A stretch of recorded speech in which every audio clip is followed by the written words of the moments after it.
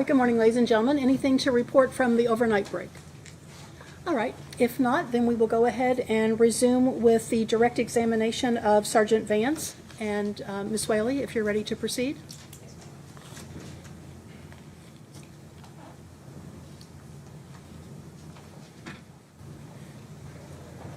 Good morning. Morning.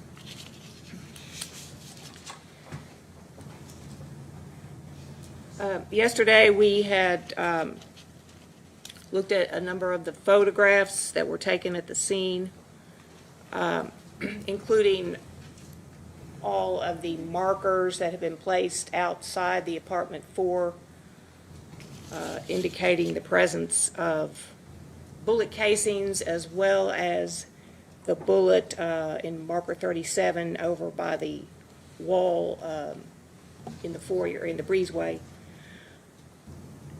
When those were all collected and sent to the crime lab by crime scene unit, did crime scene unit take close-up photographs of the 10 casings that were later determined to have been fired by former Detective Hankison that we saw in the parking lot? Yes, each individual item of evidence is typically taken back to the CSU lab, and then they take closer up photos, or where they can put it on their lab tables, and they it's more of a physical examination with in the use of a photograph. Permission to approach. I hand you the photographs that have been marked Commonwealth Exhibit 77 through 87, and then 89 through 93. If you would examine those photos.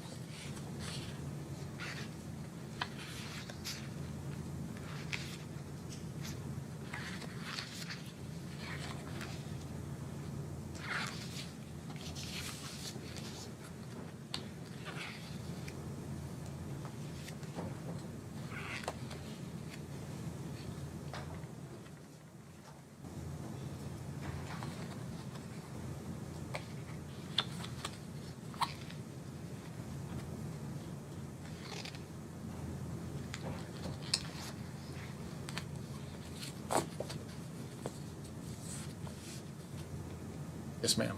And are those accurate, fair and accurate representations of the casings and bullets? Yes, ma'am. Okay, move to admit exhibits 77 through 87 No objection. and 89 through 93. No objection, Judge. All right, they'll be so admitted. So if you would, do you have the laser pointer up there? I do. Direct your attention to the screen and to exhibit 77. And this is a bullet labeled exhibit 21 by the crime scene unit. And as we saw yesterday, they have different numbers depending on the crime scene unit, the marker number. So is this a photograph of the bullet that we saw yesterday in exhibit 99 on the dining room table of apartment 3? Yes. Okay, exhibit 78.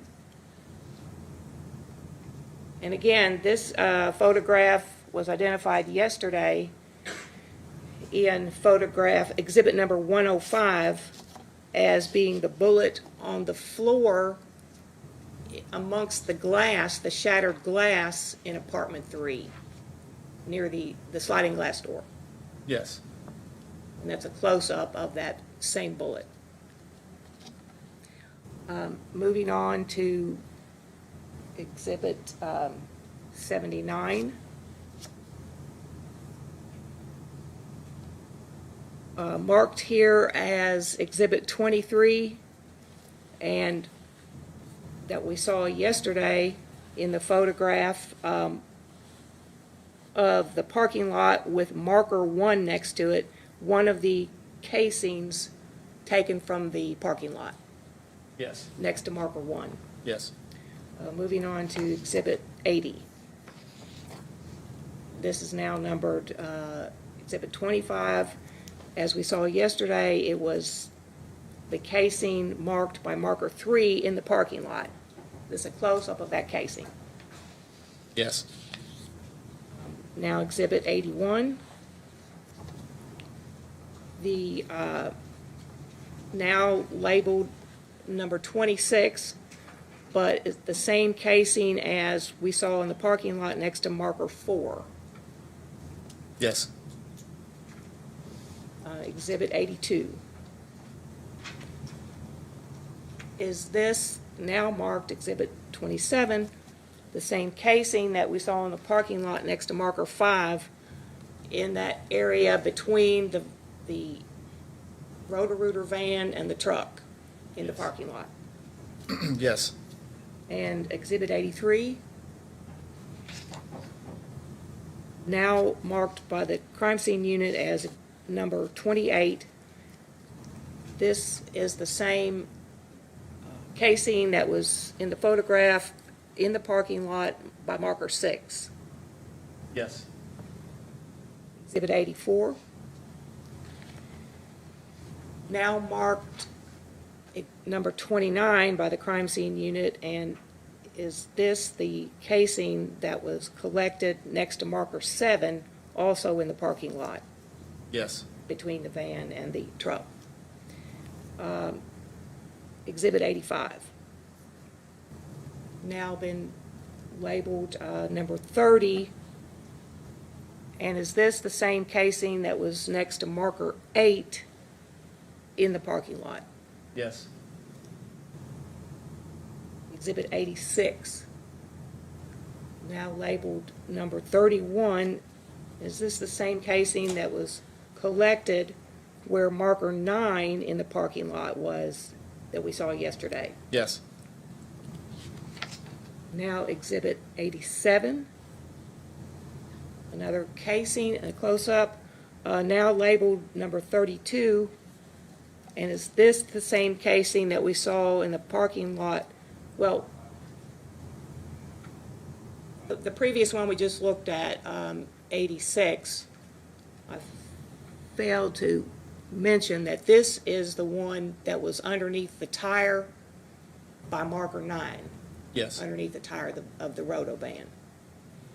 Okay, now go on to 87, and now labeled 32, that was collected next to marker 10 in the parking lot.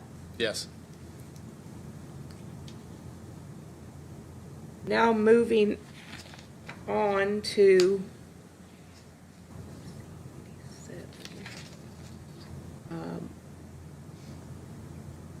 88, not yet, 89.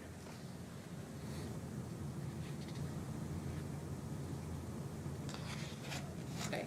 Now, this has been labeled number 69, and is this fragment of the bullet that we saw yesterday on the dining room floor in apartment 4 that was next to marker 40?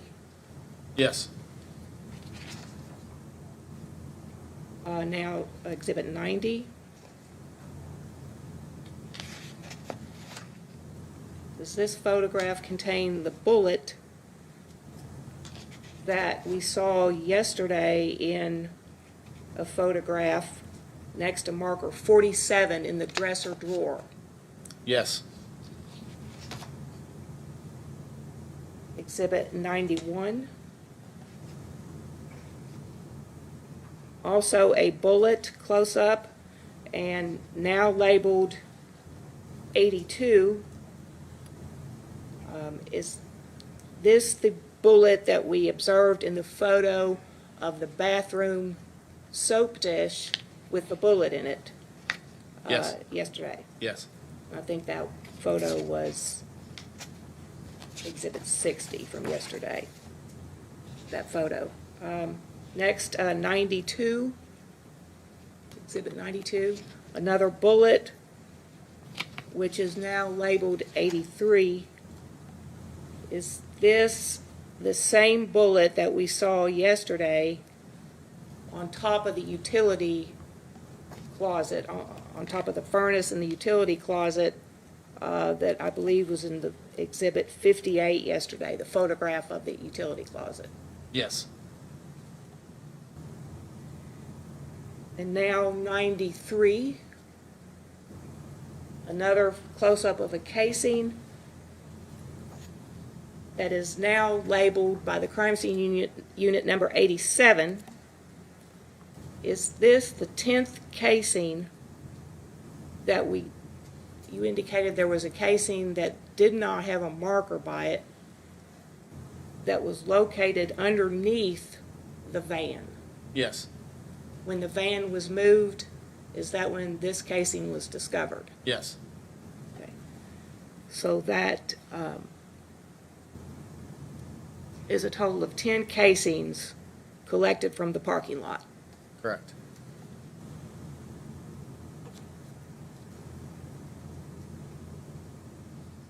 And all of those,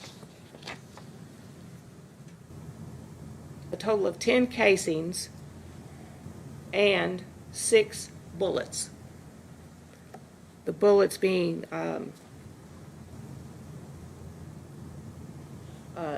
number 69 that was found, the fragment found on the dining room floor of apartment 4. Number 20, these are the lab number, or the crime scene unit numbers. The number's 21, which was taken from the dining room table of apartment 3. Number 22, which was on the floor in the living room of apartment 3. The number 47 marker, now lab number 79, taken from the top dresser drawer in the south bedroom, that being the 4th bullet. The 5th bullet being crime scene unit number 82, removed from the soap dish in the bathroom. That's the 5th bullet. And the 6th bullet being crime scene unit number 83, being the bullet taken from the top of the furnace in the utility closet. Yes. So that's 6 bullets that we just saw close-ups of and 10 casings. Now there were, at some point after the crime scene unit collected this evidence, there were 3 additional bullets collected by the FBI in an additional, more invasive search of apartment 4. Correct? Yes. Obviously, you weren't Right, I was involved not in part of that, yes. But there were 3 additional bullets collected. Now, these that you have just described in the close-up photographs were all submitted to Kentucky State Police Crime Lab to be analyzed and compared to the gun. Yes, they were sent to the ballistics examiner for examination. And we will hear from another witness that the defendant's service weapon that he was using that night was also, of course, collected Of course. and then submitted to the crime lab. Yes. Okay. Now, there was an additional bullet that you described from the breezeway from marker 37. I'm going to hand you what's marked Commonwealth Exhibit 88.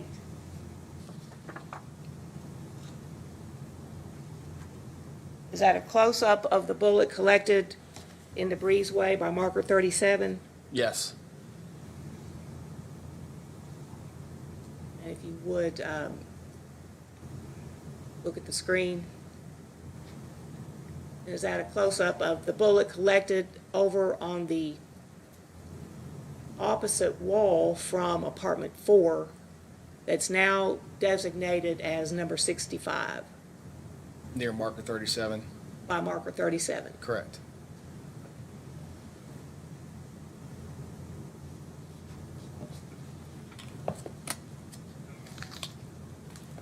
Now, that bullet, as you stated yesterday, was also submitted for testing and was later determined to have been fired from the 9mm that we saw under the bed in the south bedroom of apartment 4. Yes, ballistically, it was compared and found to match that of the gun, the 9mm the handgun that was found inside the apartment. Okay. I move to admit Exhibit 88. No objection. All right, it'll be so admitted.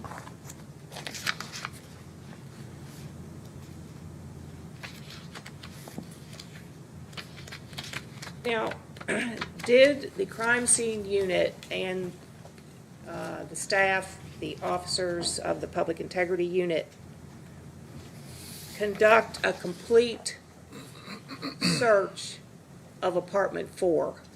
Absolutely. And would you expound upon that? What measures you took in processing that apartment? So at the conclusion of the exterior scene processing, as like I said yesterday, that was the main focus initially because, there are certain things we couldn't control in the exterior of those buildings, people coming and going and whatnot. So in the meantime, apartment 4, the door was not shut but pulled to where it would conceal Ms. Taylor's body. A 3rd Division officer, Officer Asia Clay, was positioned in the breezeway. And her job was to prevent any of the residents, if they did have to come out, they would have to make contact with her, and then she would make contact with me. And then we would kind of try to ascertain why they're coming out. This is during the overnight, so I think that only happened once. But she was there for a long time. So once we worked our way into the breezeway and started to collect evidence, we were there in the exterior, the common area. We worked our way into the apartment. Once we got into the apartment, the same process kind of worked. We took overalls. We put markers down as far as what evidence was obvious. So there's a process where anything that's this clear that stands out, we do markers, and then once the evidence that's obvious to any person in there, that's collected. And I should kind of go back a little bit. So while we're in the exterior scene, we do what's called a 3D scan. We use Farrell scanners. Farrell is just a brand. So I spent 5 years in homicide as a homicide detective, and I can tell you, typically scans, and there's variations in how many scans you do on scenes, but you wouldn't typically do more than 10. It just depends on the characteristics of the scene. But in this case, we did 25 independent scans, and the reason why is because each scan captured as much of the scene in a 3D environment. So we can go back in the scan, and using the proprietary software from Farrell, we can go in and we can measure in a 3-dimensional application. We can measure things in free space and have a certain amount of accuracy. It's a very useful tool for investigators. So we did 25 individual scans, and that includes the interior processing. So I say that because it slows the scene processing down, because you are methodically documenting each item of evidence, and there's a duration of time in each part of that scene process. So once we make it into the interior of the apartment, that same procedure was done. So once we identify obvious evidence, we put markers down. That evidence is collected, and scans are done. In the duration after that is completed, we would methodically go through that apartment, and you can see this in some of the crime scene photos where we tried to develop and present or show with photographs trajectories of bullet defect in the kitchen, in the common wall between 4 and 3, in the wall that separates the living room and the south bedroom, that bedroom that's immediately south of the hallway where Ms. Taylor was located. Trying to reconstruct or have a photograph and or a scan that will show the trajectory of the projectiles that were shot. I should note that in this process, Faro had they have a proprietary trajectory program built into their scans, into their scan product. And unfortunately, that no one from LMPD had been trained on that, and we actually at a later date had to have Farrell come in and evaluate our scans and then interpret it for us. So In that process, did you discover any guns other than the 9mm under the bed in the south bedroom? no, And you searched every inch of that apartment? the legal authority that allowed the public integrity unit to search that apartment would have encompassed any projectiles, which a projectile could be anywhere. So the scope of our search was limitless. So what that meant is we could search anywhere in that apartment legally. Did you find any evidence of narcotics? No, and there was no narcotics listed on the property section of our legal authority. So the procedure on that would have been as we would have come in contact with narcotics, we would have written an additional legal authority to seize those narcotics. And as we saw in the photographs yesterday, you did come across mail matter that was collected, Yes, that was addressed or had Jamarcus Glover's name. yes. And so you searched in closets, in corners, in drawers, and so forth. Everywhere. Everywhere in apartment 4. Now,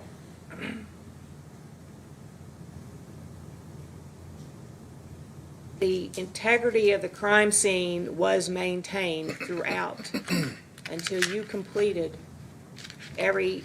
all the collection of evidence, the photographing, and so forth. So a part of the investigation is that, investigators go back and review wearable video in relation to officers that responded to the scene. So that's why I'm able to say confidently that the integrity of the interior of apartment 4 was maintained throughout until it was released sometime in the afternoon that same day.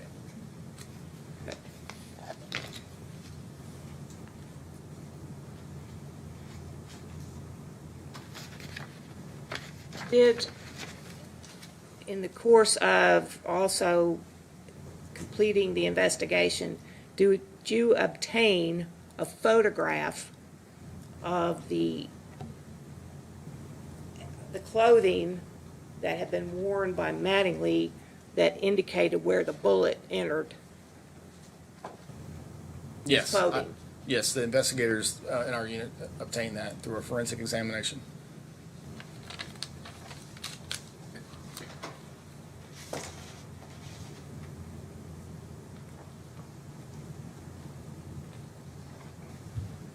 I'm now going to hand you Commonwealth's Exhibit 120 and 121 and ask you to explain what is depicted in those two photographs.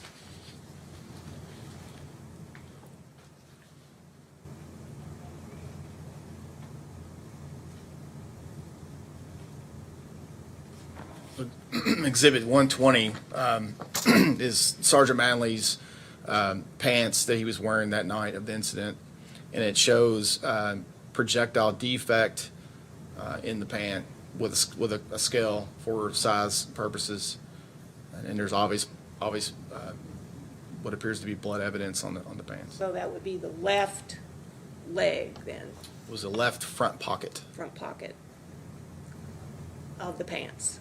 Correct. And now Exhibit 121.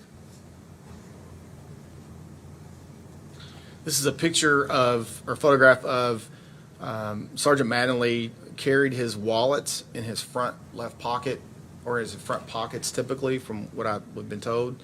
In this case, it was in his front left pocket, and it should be noted that there was a metal ring affixed in that wallet, which was very important that night. Right. So the bullet entered the wallet. The bullet hit the wallet, and when it entered the wallet, as you can see in the photograph,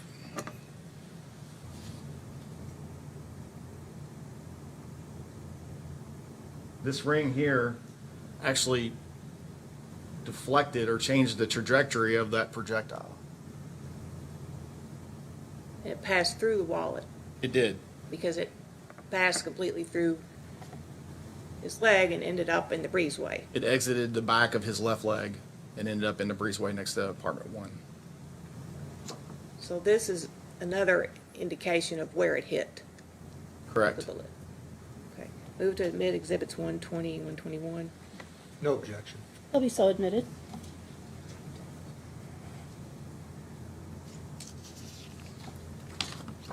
In further conducting your investigation, did you interview at the Public Integrity Office all of the detectives who had been there that evening, that night, serving the search warrant?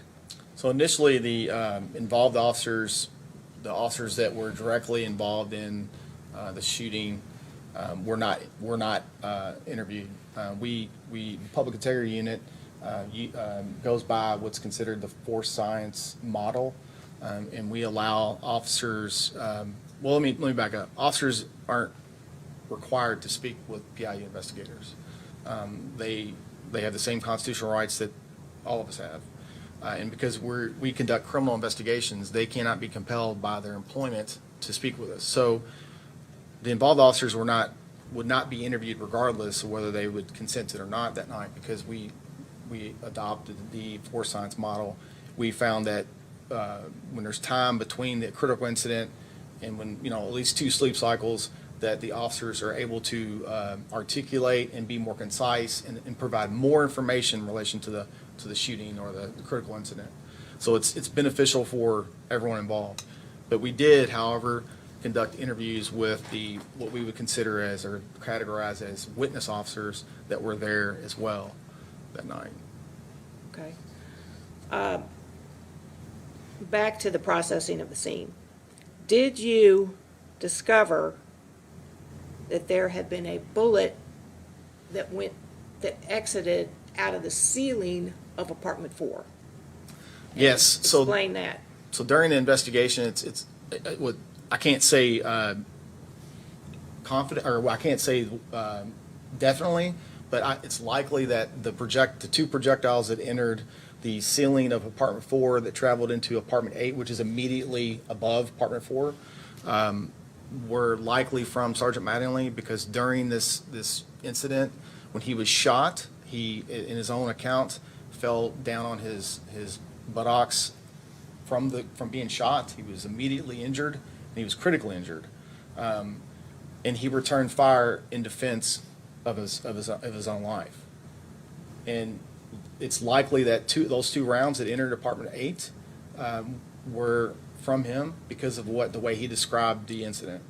And I was later told that at least one of those projectiles exited the roof of the building after the roof was examined by the FBI.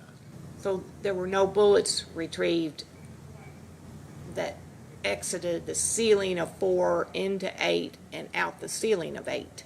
No.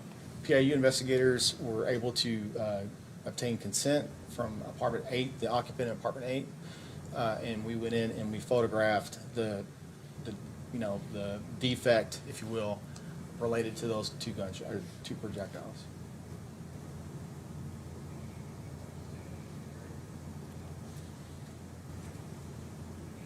Was an interview conducted by Public Integrity Unit of the defendant, Brett Hankison? Yes, there was. And when did that interview occur? March 25th of 2020.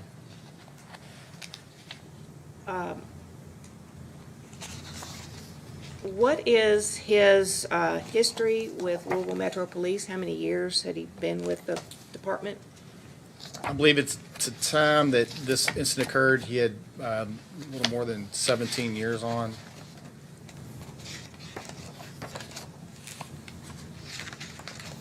And at the time, in March of 2020, what unit was he in? He was, well, the narcotics unit had been rebranded several times. According to this document that I have from his personnel record, it looks like he was transferred to narcotics, which is now called CID. It was called CID when this incident occurred, but it was originally called narcotics. But he was transferred on June the 12th of 2016. And he was a K-9 officer? Yes, At that time. at the time of the shooting, yes. Previous to that, had he been in what's called a flex unit? Yes, he was a flex detective. At the time, the LMPD had flex units within each patrol division that would handle anything that the division commander had to address. Like, could be car break-ins, could be street-level narcotics. They did everything, but it was primarily narcotics through each division. And in that unit, there would be a lot of search warrants executed? I would imagine so, yes. Now, at the time of the interview that you said was March 25th, did he sign an agreement to be interviewed? He did. And he was advised of his rights? He was, and an attorney was present. He agreed to be interviewed? He did agree. And have you reviewed that, and it was done by video, Yeah, video and audio. and have you reviewed that video of the interview? I have. And is it a fair and accurate representation of the interview that occurred Yes. at PIU on March 25th? Yes.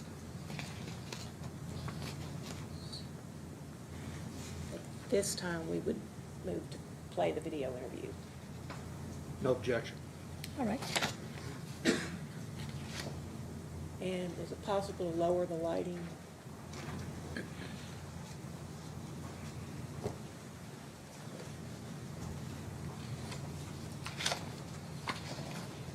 This interview will be on Exhibit 123.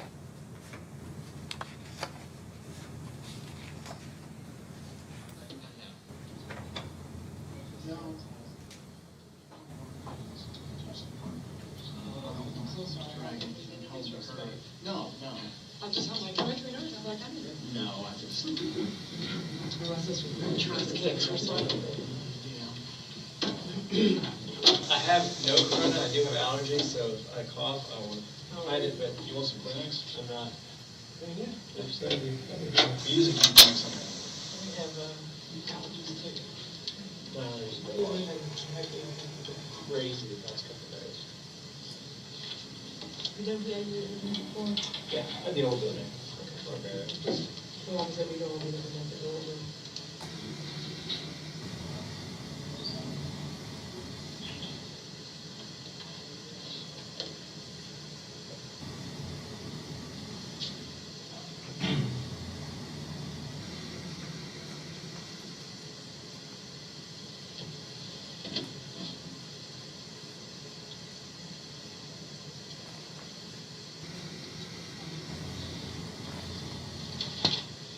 I've blown her nose so much, but that's all I thought.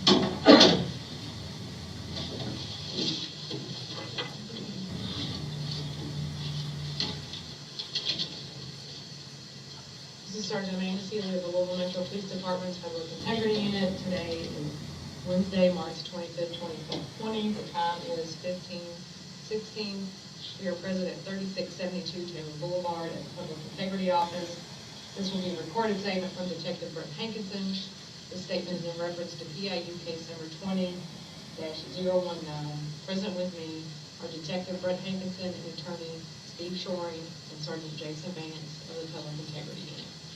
Detective, are you aware that this statement is being video and audio recorded? Yes, This statement is for approval. yes. Please state your full name and spell your last name.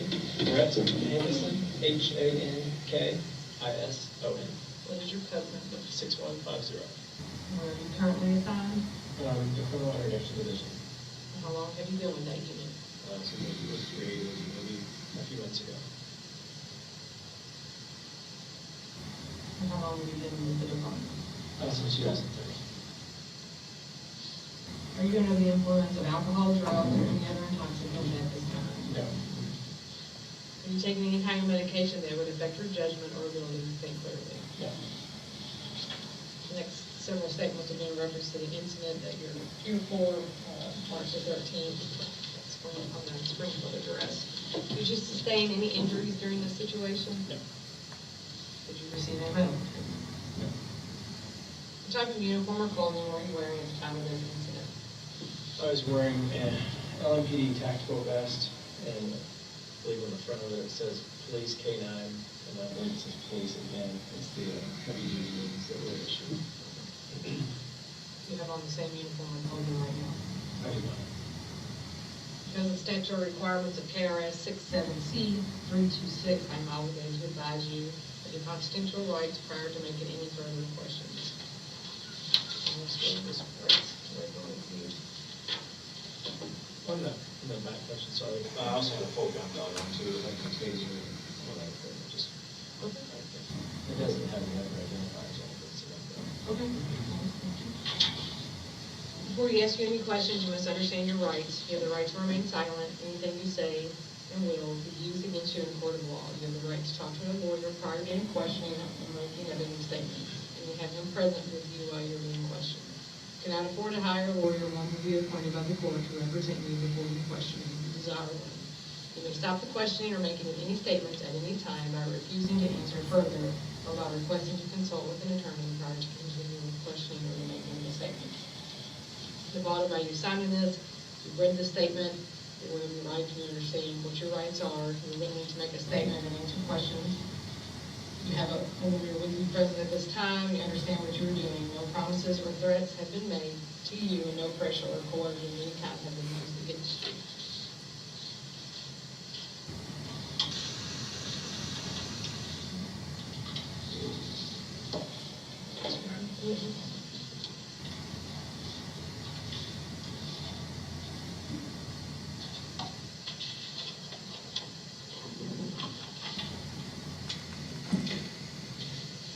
So like I said, this is about the incident that occurred on March 13th, 2020 at 3003 Springfield Drive, apartment number 4. Your own words, just let us know what happened, what kind of police action that you took, and The March 13th was actually my regular day off. We were advised earlier in the week by, I think, the place-based platoon sergeant that they were planning an execution for at least 4 search warrants on that night. The sergeant was requesting bodies, but he was also requesting canine, narcotics canine dogs went to each location, and whoever was available to respond to him by email. I believe I responded to him, I don't even know, a day or so after that, saying I was available, it was my day off anyway, back in to read the dog stuff, make the entry for the bodies. So that's how initially I was advised. Working in different platoons were really not so much involved in other platoons' investigations, I guess. So I didn't know anything about the specifics of the investigation other than they just needed a dog, which I had, and I think I had narcotics handler, and then I knew they were short on bodies, so they needed that. Met at the division that night. I want to say it was around 10 or 11 at our office at Louisville, in the large conference room. We were briefed on the specifics, targets, guns, just the normal stuff. On the board was already written out for us, the address, that type of stuff, and what locations they had broken each location down to a specific group of people that were assigned to search, to make entry and search that were responsible for that. that residence. I think the place-based concern had like one detective at least assigned to each place, and they were going to be the, I guess, the lead detective at each of those spots. So I was already on the board for the Springfield address, along with the other detectives I'm sure you're aware of, and we proceeded from the office to St. Andrews and St. Anthony. I believe it's a church that's going to be going there. And we sat up there. Somebody had already advised, had already notified the EMS rather, to have an EMS wagon standing by. And I was actually, I think, the last one that arrived in the parking lot there at the church. The EMS was already there, the wagon was already there, and then I think Lieutenant Henry and all the rest of the detectives were there. They had told us previously that we were going to execute the warrant simultaneously or just after the execution of the warrants on Elliott. So we basically just listened to the radio, and SWAT was getting ready to hit those locations on Elliott, and we were to move up and do the location on Springfield. We proceeded up the hill, parked. I parked in just a regular parking spot. Some other officers were parked in the middle of the parking lot. And I parked just, I guess, north of the building, maybe 5 or 10 spots. Left my dog in the car. My dog was never out of the car. He was in his kennel. And that's commonplace. Our dogs are single-purpose dogs and not patrol duties. They're responsible for narcotics detection only, so they're not trained to make entry or to chase people or anything like that. The dog is in his kennel the whole time. We line up and head towards the building, and I believe Detective Campbell, I think he was the BO for the location because I had never been there. So he showed us the building and the door. We made entry. We made our way through the common area, I guess, of the fourplex, and past a stairwell, and then the stack kind of lined up there. I don't remember who was in front of me, but there was a few detectives in front of me. I was kind of towards the back, but it was banging on the wall or the door or both. Yelling police, search warrant. I actually yelled police, search warrant myself. I don't know if I yelled Metro Police or if I just yelled police, search warrant numerous times. And he was actually banging, I think, on the side of the door because I think the whole building was like, it was like loud percussion. In that time, and I don't know who the gentleman's name was, it came out from the apartment directly above him. It was an African-American gentleman, maybe in his 50s.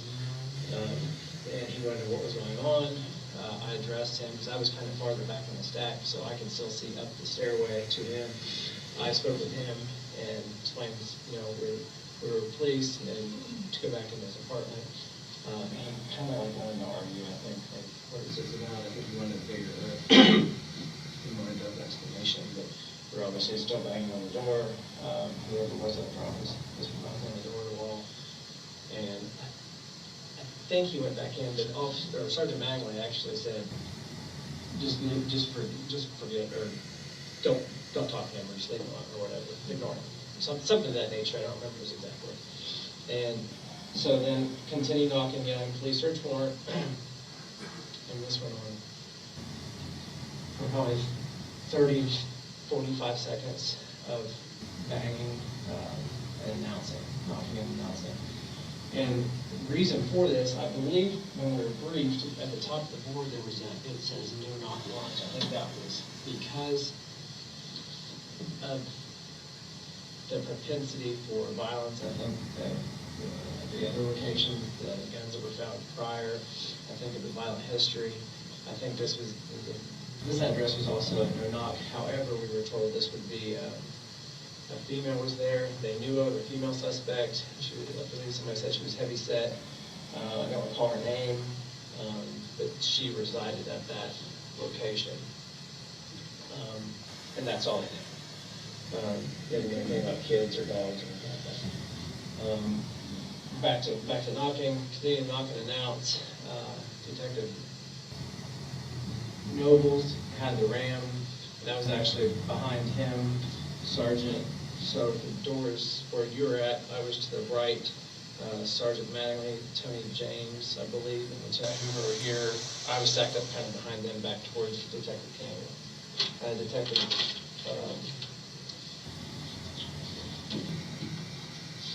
Detective Cosgrove, I don't recall where he was at, but I know he was this side of the store somewhere. But I don't remember the exact how, because it was really weird, because when you go into the door or the common area, you can't, it's not a breezeway that goes all the way through, it just goes up, so we're kind of stuck in this. People on this side of the door that usually stands, we'll have a cover one, cover two on each side of the door, and then we'll have our entry, two people that will come, one and two after. We couldn't really do that because there's nowhere for them to stand on the left side of the door like we would at any other place, or at a normal, say, regular standing room dwelling. So we were just kind of bunched up there in that little corner of the, I guess it's not really a breezeway, but that area, the common area. Detective Nobles began hitting the door with the ram.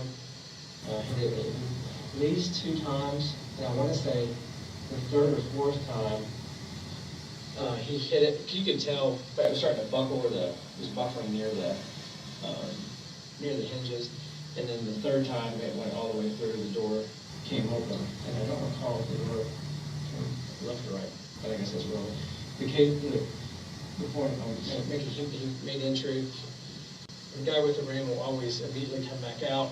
That way he's not in the way, holding the ram with nothing to protect himself, no shield, no firearm out or anything like that, because he literally was committed to the ram. So he hit the ram the 3rd or 4th time, and then he spun back towards the parking lot away so we could funnel in. And I kind of came around him. I remember coming around him like a clockwise direction, and I already had my gun out, ready, and had it raised on the ready position, rather, here, like, I guess, 45-degree angle. And that's when I saw darkness in the apartment, but then I saw immediate illumination of fire come, and what I saw at the time was a figure in a shooting stance, and it looked as if he or she was holding an AR-15 or a long gun, a rifle type of gun.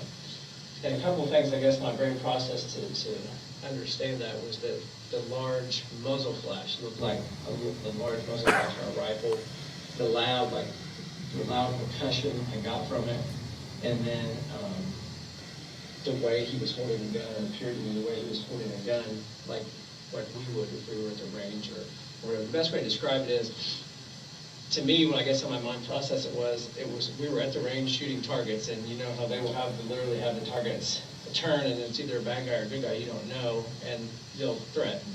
And it was literally, I saw that threat, target, and then the muzzle flash from the gun.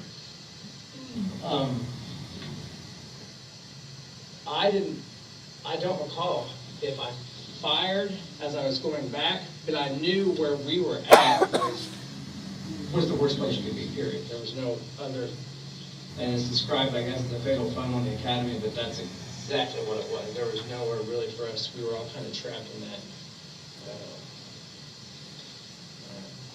common area, because you have an apartment door behind us, and then a wall here, door in front of us that really threats that. The only way to exit is back towards the parking lot. So in my mind, I needed to get out of there as quickly as possible. So I spun out and ran directly back towards where we came from the parking lot area, that I guess past their sidewalk, past the doorway, or I'm sorry, past the stairwell, the common stairwell. As I made the corner to my left, because I know I heard, I never looked back, which may have been a mistake, but I never looked back to Sergeant Mattingly or Lieutenant Hoover. I just heard John say he was hit, or maybe someone said I'm hit or he's hit. I don't recall exactly which. And then the firing had gone back and forth. I guess I skipped all that. I can hear the firing as I'm making the corner. Now I can see, as I now have a better view, I can hear them say he's down or John's down.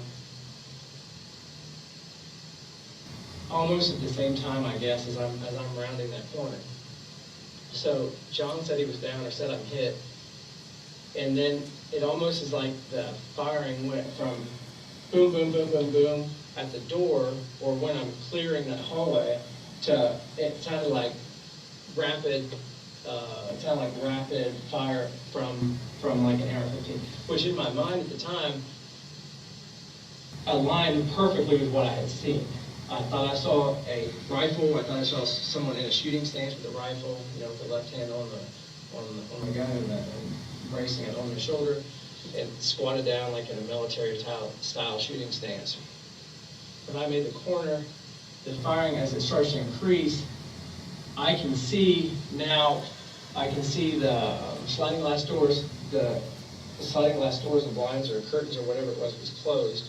But I can see, because of the darkness inside the apartment, I can see the flashes, the muzzle flashes. So at that time, Sergeant Mattingly's down. I believe they're either pulling or dragging him, but it sounded like a lot of commotion, like they couldn't get.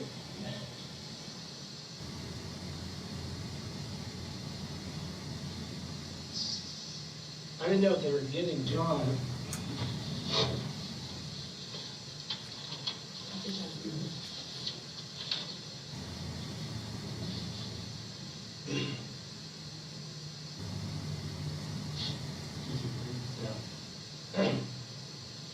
I didn't know if John was down and they couldn't get his body out, or if he was. But all I could hear was the firing. I saw the flashes. I thought they were just being executed because I knew they were helping John. Because John said, "I'm hit, I'm down," and the gunfire intensified. So I was almost under the impression at the time that they were either all getting sprayed with bullets, or as they were trying to move him out of that breezeway, he was shooting at us through the wall, or them, because I now had a shot, or I now had my only option was to return fire, and I did that to the muzzle flashes. And I want to be specific about this. I had already seen where the threat was. I saw where he was positioned in the hallway. He was at the end of the hallway, and I never went in the apartment other than I stepped a couple feet in with SWAT later, and I'll get to that, but he was straight ahead as that door came open. He was all the way back in that hallway, as if his back was to this. He couldn't go any farther in the hallway, and there would have to be a branch off to the bedrooms. So when I made that corner and I heard and saw what I just described, the muzzle flashes, I returned fire at the angle that I believed him to still be shooting from, because I could still see those muzzle flashes and hear it, and the fire increased like almost like an automatic type weapon, or what in my mind was an automatic weapon, was the AR-15. I was certain at that time it was an AR-15. I was returned fire through at that, where the target was, through the sliding glass doors, and it did not stop. I could still see the flashes. I continued to move to my left, and I don't remember if I shot moving or stopped and shot, but I returned fire, and then I continued moving away from the breezeway, and I could now see the bedroom. I don't know if it's a bedroom. The room, the next room over, which would be now, I would be in perfect alignment. I could see the muzzle flash, or I could see the intense fire flashing through, and the curtains or blinds I think were closed in that room also, but I could see it lighting up the room. That, when I returned fire through that window, whatever room it is, then it stopped immediately. It was almost like the target had stopped firing. So I could see, I guess, in my peripheral, so now that I'm positioned outside looking at the sliding glass doors, if they had gotten John out, or if they had doing something between some cars, I don't know if they fell or what was going on, but it sounded like a big old commotion, like people wrestling around on the ground. So I knew there was plenty of people. There was nobody trapped back in the hallway now. I knew there was plenty of people to tend to John. I went to the primary channel. I think I might have got on the wrong channel, because I think I might have got on 3 and it was supposed to be 2, but I got on the primary channel and said a car number, and I said I need some cars to Springdale, officer's been shot. And I specifically remember that I asked for the beat cars to come with, because I knew we were done, all busy tending to John, whether it be getting him out or treating him. I knew Tony had a tourniquet or yelled that he had a tourniquet. I mean, I think Lieutenant Hoover might have said that. But I remember hearing somebody. I never even turned around, I don't think, at any point to look at them, because my attention was addressed on these two windows and the breezeway.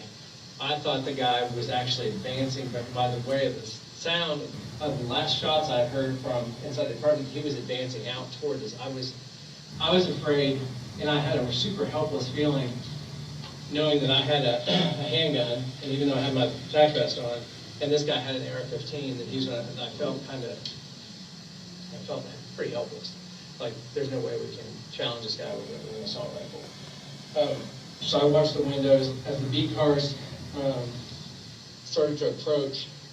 There's some weird fence in the middle of the parking lot. I don't know how or why, but there's a fence across the parking lot gate.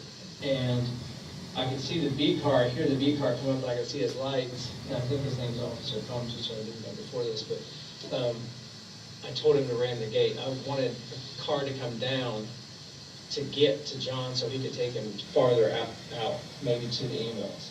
And I was super frustrated because EMS was there with us, but EMS was nowhere to be found. And so I called on the radio and said, please tell EMS to come up the hill. The officer's been shot at 10:30, and I think I said that multiple times. And then I repeated on the radio maybe a couple times that we need beat cars with long guns. This guy has an AR-15. And so I took off, or had the new flashlights we were just issued. I actually sat it on top of one of the cars and kept it illuminated on just a random car in the parking lot towards the sliding glass door, and then I moved over to cover some the other room windows. Because if that guy comes out or starts shooting back at us, I wanted him to shoot at that flashlight that didn't have me behind it. I wanted him to stay hidden behind cover. It seemed like forever. I know it wasn't, but it seemed like forever. That officer ended up ramming the gate like I told him to, and got to John. And I think I don't know, they took him farther away, or to EMS, maybe to a safer location. But I just maintained a visual on the apartment, and then kind of delegated spots to the B cars that were showing up with rifles. Everybody spaced out really good, did a really good job.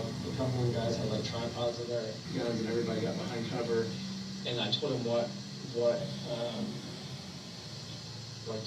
windows were in play, or what was in play, what apartment we were looking at. I think SWAT came over the radio. I think it was my sergeant, actually. It was Lieutenant Fon is in SWAT. But I think he is the one that came up on the radio and said to me, Brett, can you send me, we're on the way, can you send me pictures of the apartment, like what you have? And so I took, I think, 2 pictures and texted them to my sergeant, because he was coming with the rest of the SWAT guys there, so they would know what they were encountering. They were briefed separately from us. They were briefed at SWAT in reference to those 3 warrants on LA in the same block. I don't know if their knowledge, if any, of our briefing or logistics at that location. So that's what he asked for, and I texted him that picture. We did a call out for anybody left in the apartment or anybody that was in the apartment, and that's when I got a gentleman I've never seen, an African American male subject, came out. I think he had a cell phone in his hand. Came out, and we did like a felony walk back, a traffic stop type thing where I had him walk back. Canine officer Nemo arrived with his dog, and I think that the guy was not very, he just wasn't listening. He wasn't doing things that were the opposite. He just was like, it's hard to walk backwards, or that kind of thing. And I don't recall exactly what he said, but I think when the dog got there, he actually started to listen, because the dog was barking or whatever. I put him on his knees in between 2 cars, and I handcuffed him along with another beat officer who I don't know the name.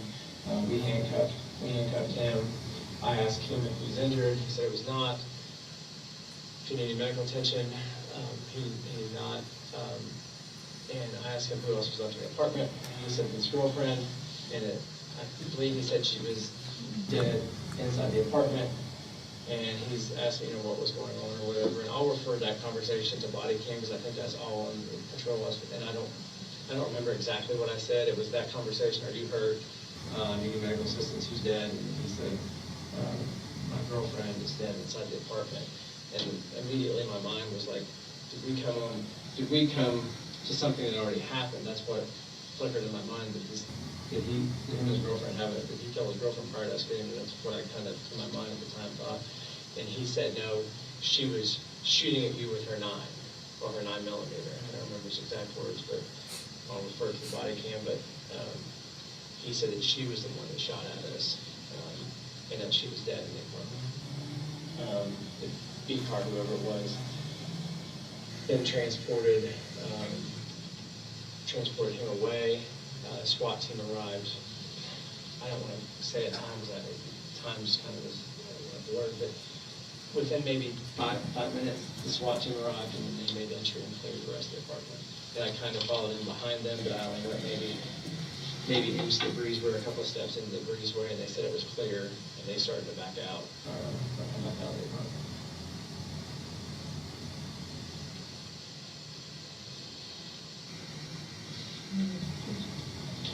So while we're there, let's start off where you left off. You said that you came into the breezeway with SWAT security apartment. Did you enter the apartment? I think I took like 2 steps maybe into the apartment.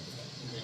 Were you given information related to the apartment or the occupants of the apartment?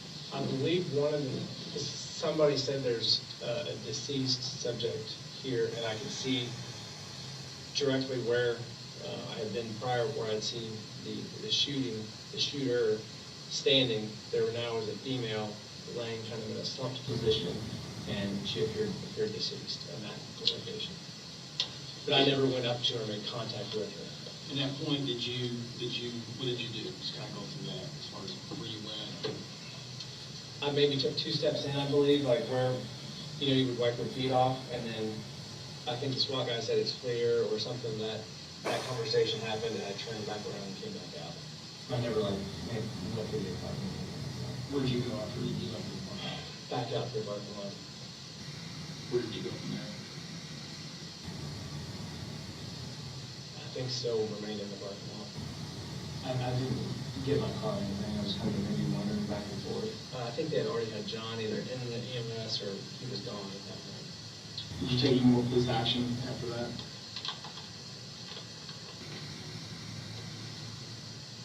No.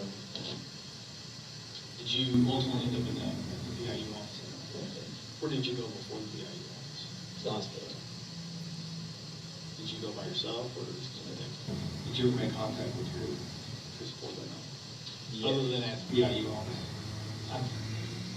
I believe, and I don't know everybody's in peer support, but I believe there was one person at the hospital that was from peer support, and then the chief was there, and I checked in with the chief, and he said, we're glad you're okay.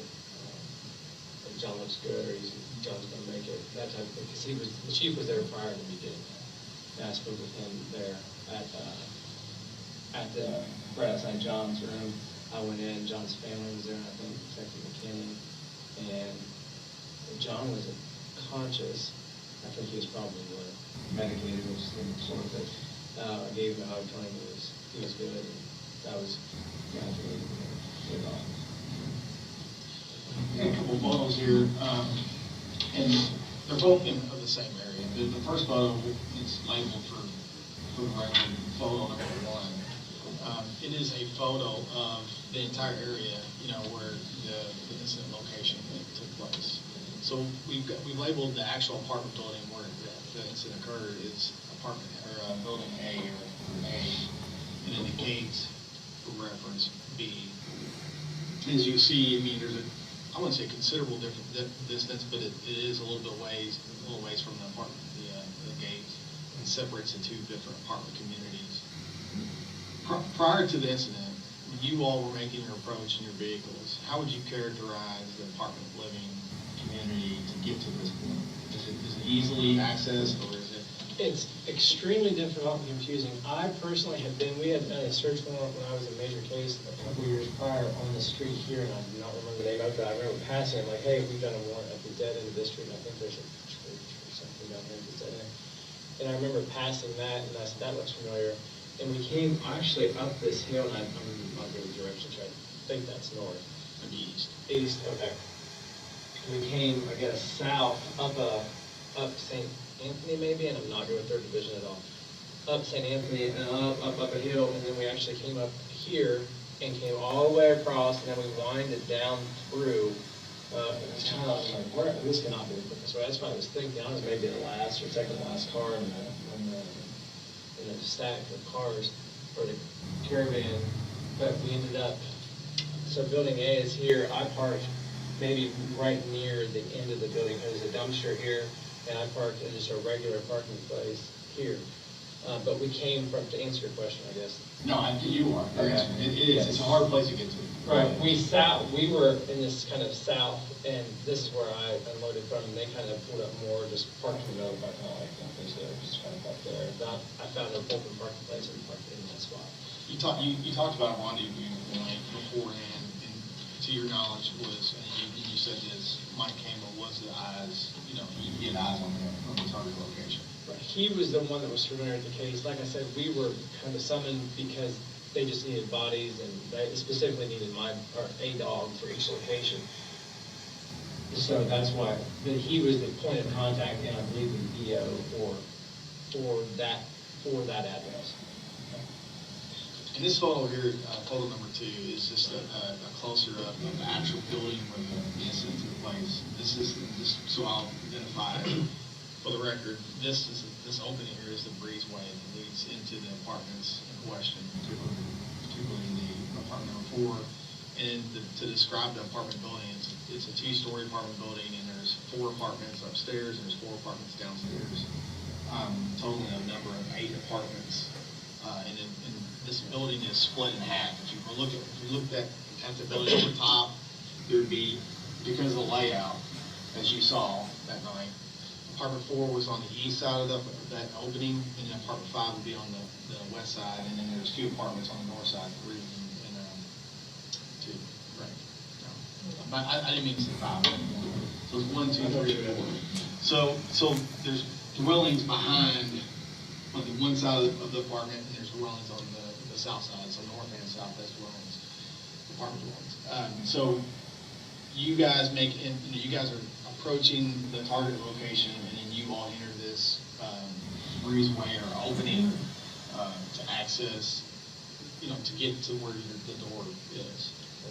So as you said, you're not completely in the very back of the stack, but you're in the rear of the stack, if you will. And for simplicity purposes, we're going to talk about the door in question, apartment 4. We'll look at it as we're looking at that door, so the left and right side. So before we ever get to entry, you have a verbal exchange with a resident on the second floor. Can you go into detail about that exchange? I mean, kind of as much as you remember. I remember he came out and wanted to know kind of aggressively or not friendly, like, it wasn't like a nosy neighbor, it was more of a,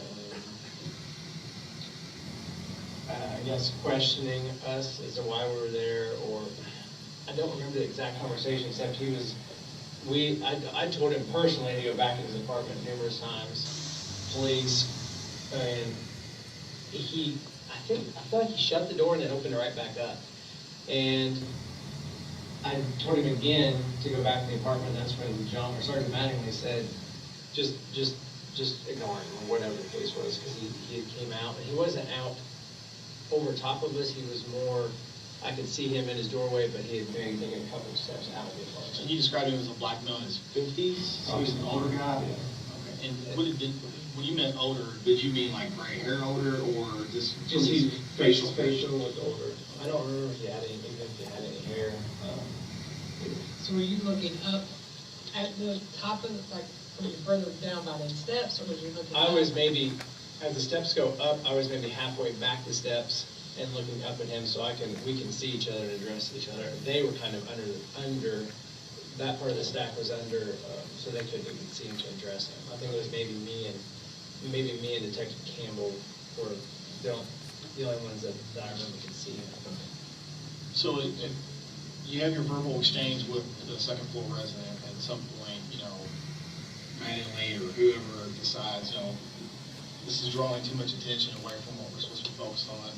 And then, how long do you think you guys knocking it down on the door as far as you're verbalizing that you're pleased that you have legal authority to be there, search warrant? I kept the, some other people had said it, I believe, or announced also, but I remember saying it at least 5 to 6, 7 times, and in that time frame, it probably took, because of the exchange or interruption, I guess, from this guy, we waited maybe 30 to 45 seconds for somebody to come to the door, and nobody came to the door. So there was a decision made by me on the scene that you guys were working away longer than you know. That's true. And I don't know if Sergeant Mattingly made that call or Lieutenant Hoover made that call, but they were further up in the staff than I was. So the time of entry, or the time of force is put on the door, what I'd like to do is, to the best of your knowledge, so if this is the door, okay, and to the left you have who? I think Sergeant Mattingly, Lieutenant Hoover, Tony James, and I remember Tony James, I forgot to say this in the other part of it, it's relevant. Tony James, when we were walking up, I believe Tony James had a bunker, or a shield, that's a ballistic shield, which we rarely, if ever, carry, and I don't even know who has one, except people that are assigned to SWAT teams, but I remember Tony had one when we were walking up to the apartment after we got out of the cars. They're all to my left that I can remember. I don't remember where Myles was at the time, or Detective Cosgrove, if he's to my right or left, but I feel like he was behind Nobles, closer to where I was. And Nobles is the one with the door to his right is ramming from his left side to right side. So would you be in front of Myles Cosgrove or behind him? Because we're talking about a 30, we'll just give it, I don't know the exact measurement, but we'll do the max. It's a 36-inch door opening. So it's basically about maybe if not the exact width of this table. And we know Mattingly was on the left-hand side because he had first light, right? And Nobles had already breached the door. And the door, for the left, the door handle was on the right-hand side, therefore the hinge, the swinging mechanism was on the left-hand side, so it opened right to left. Is that correct? I do not remember. So, just, yeah, we'll just say that's the way it opens. So at that point, we have Sergeant Mattingly, Tony James, or Lieutenant Hoover in somewhat unknown order. Now on the right side of the door, we have Knowles, who has the breaching tool, is not armed because he has a breaching tool. And is it you then, Cosgrove, or is it Cosgrove and you? I don't know if we were standing beside each other or we switched or we moved when Nobles came back, and if we moved around him. I can't say if Myles is on my right or left because I don't know. Okay. So once the door is breached and it's opened,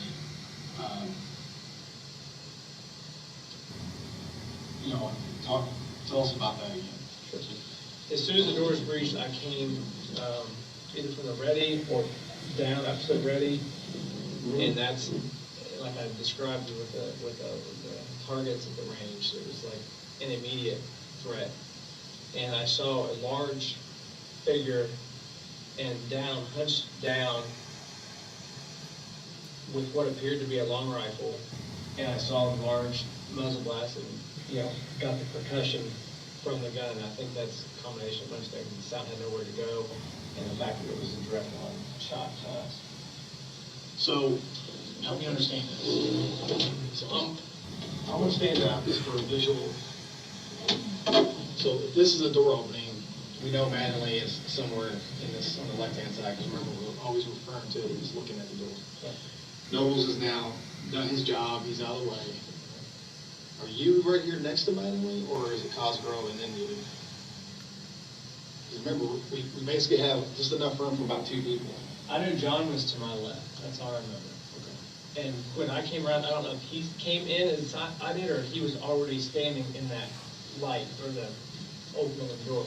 So I don't remember if much, if any, from this edge of the door to that wall, if there's hardly any room at all. Maybe there was, I don't know if it's flat, or there's some room for them, for Tony and John to stand off the side, so they're at least a little offset from the door, I don't know. So at the point that entry is beginning, you see muzzle flash and what you think is a long rifle pointed at you. A large figure in the shooting stance with a rifle. And could you tell, who or what that figure was? Or did you, assume that it was a person or? It appeared to be a person, but like I said before, it was dark in the apartment.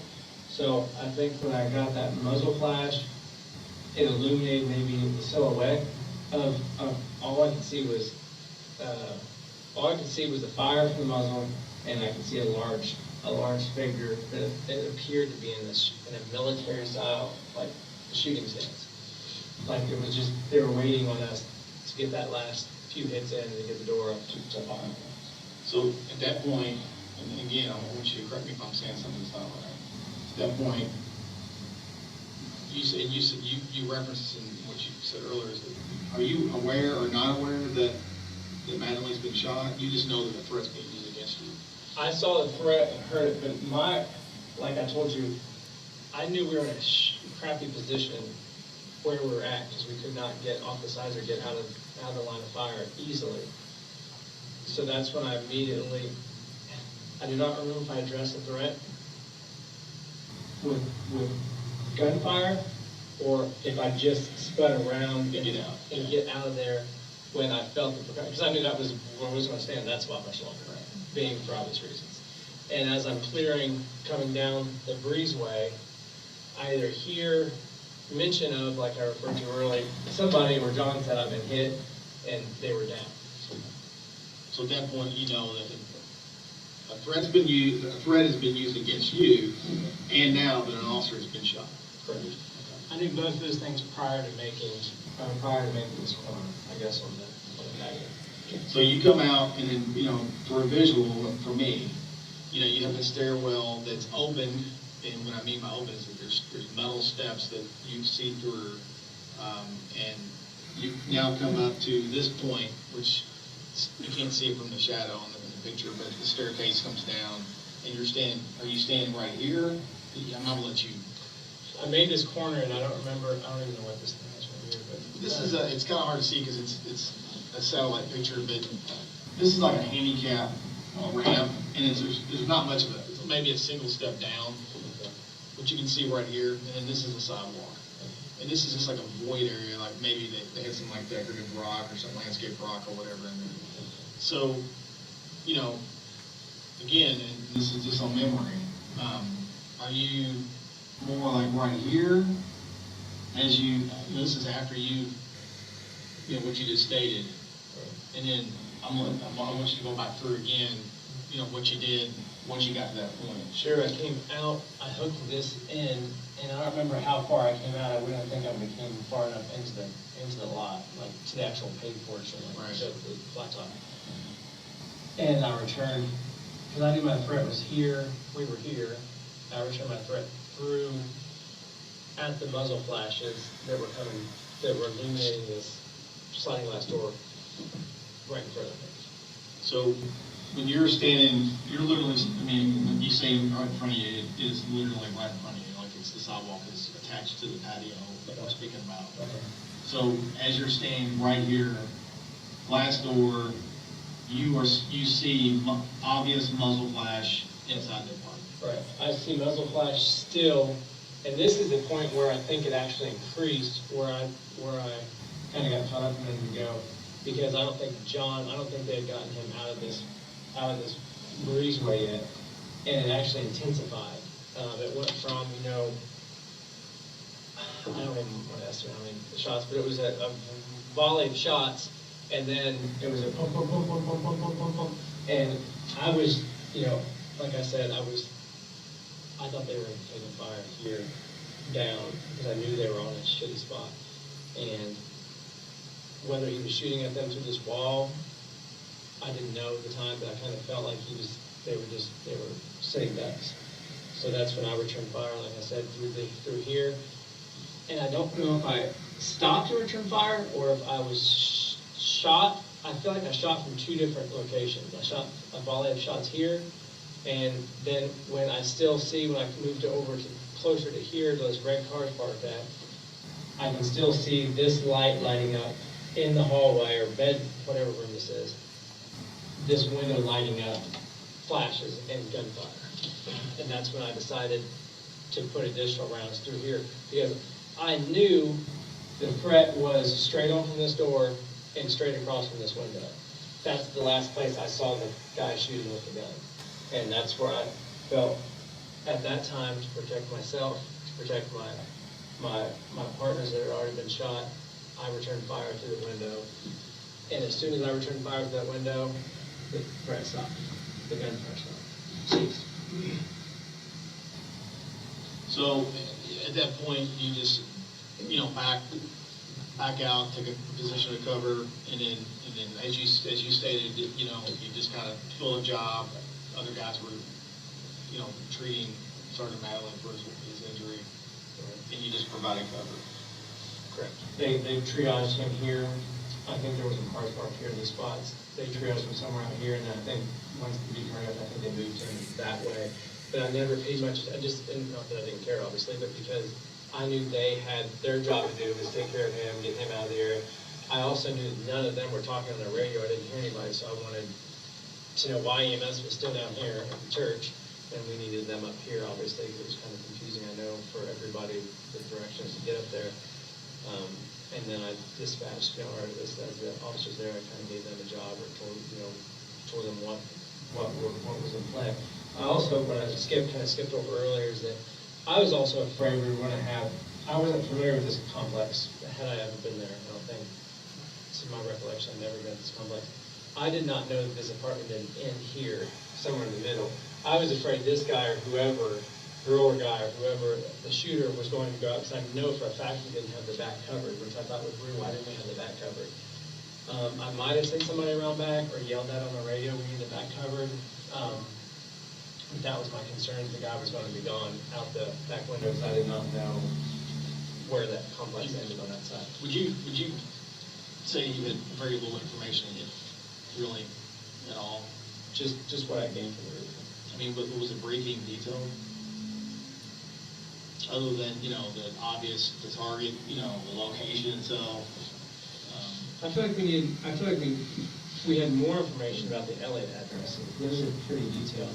But honestly, I didn't, other than the names, which I knew none of the names they mentioned, I think they had their names or pictures up on the board.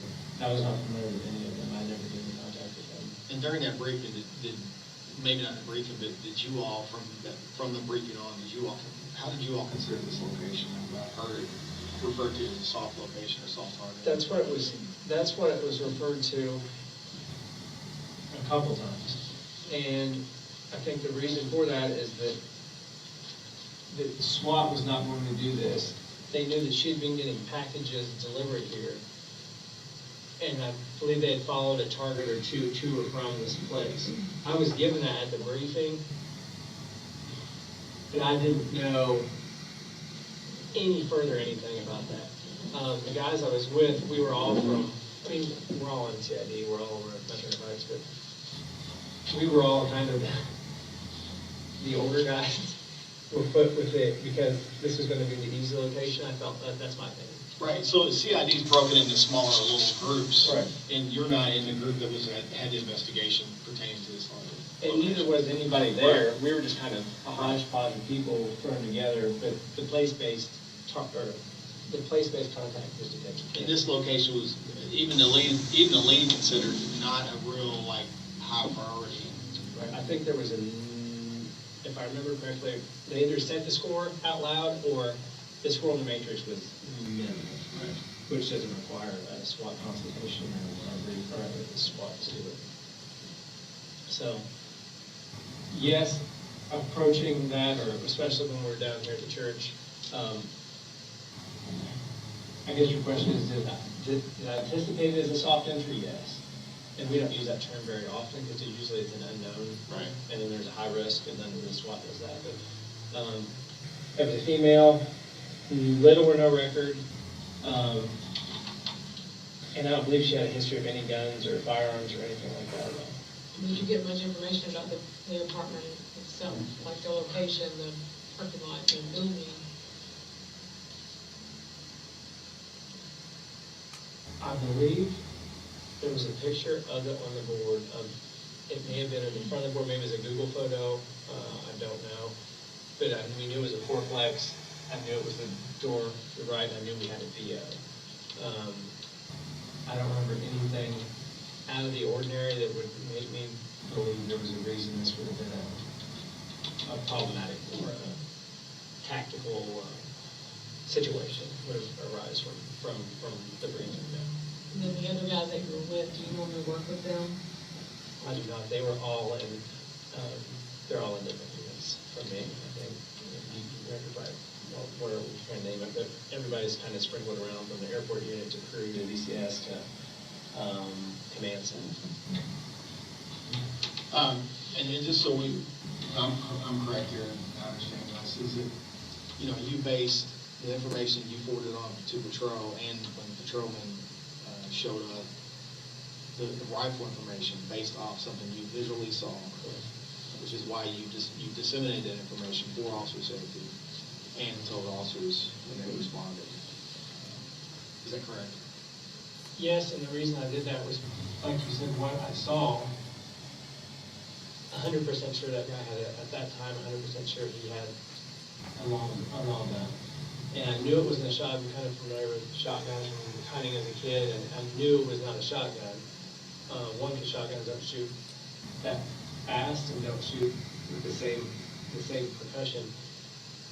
And when the B cars were coming out, I did not want the B cars to pull up here and start taking long rifle rounds. I wanted them to come up mentally prepared to be able to challenge from a distance with a long gun with a long gun. Obviously, you don't want the pea shooter like I had behind the car taking cover. I didn't want to put them in danger. I wanted them tactically to be safe because I knew all my guys were gone, or I felt like they had moved from here that way, either with the To B car evacuate that 3 minutes, right? because that was, and I felt like I was the only one left. I don't know who else stayed with me at the time. I think maybe Myles was still there, but he was off, maybe kind of giving directions to the guys coming in, because obviously in the B car, you come up, you're coming at 10:30, officer's been shot, you don't have any idea, it's chaos, but I wanted them to know what the threat, this was a threat, this was a threat, this was a threat in the hallway. Because I really thought the guy was advancing either as we were leaving or as they were getting down out that hallway, and I was fearful he would just come out with the rifle. So do you know if anything was moved around the scene when you were out there for just, when you guys were out walking around for safety? Was the scene altered at all? I know that I did not know how many shots. I did not count them. I think some people actually count in their head while they're shooting, but I did not count, or that wasn't even a priority, obviously. But when I moved back, after I fired, when I moved back from cover, I wanted to reload. So on one of these car trunks or hoods, I don't remember which it was, what exactly it was, I kept my eyes up and kept reloaded, and then I put I just didn't drop it, I don't know, but I put my magazine from my gun back into one of my pouches, so the empty well in my magazine well on my gun belt, and so I had a full mag if he continues to come out and advance toward us. And this is after you completed your fire, correct? And you said you went from there to the hospital. Did you secure your dog? Did you take him home? Or? He stays with me. He can stay back there for hours. He's used to me. Sometimes right now for 5 hours and I get a break. So we didn't stop and take a rest break or anything. So when you come back to PA, you still have your dog? Correct.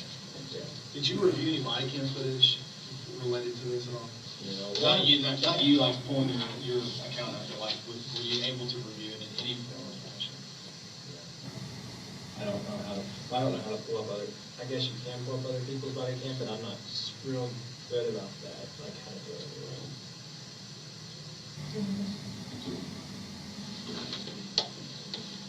Is there any questions we have not asked you or any other information you have that may be beneficial to this case?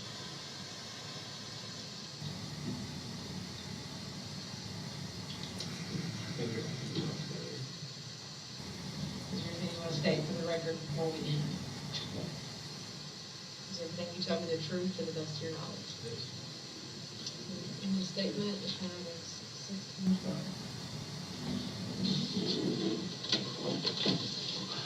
I would be courteous and shake everybody's hand, but there's no safety.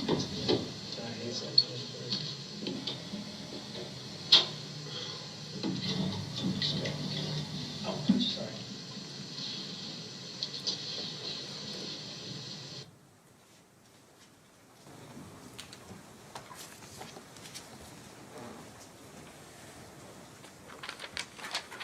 Council, this may be a good time for us to take a break.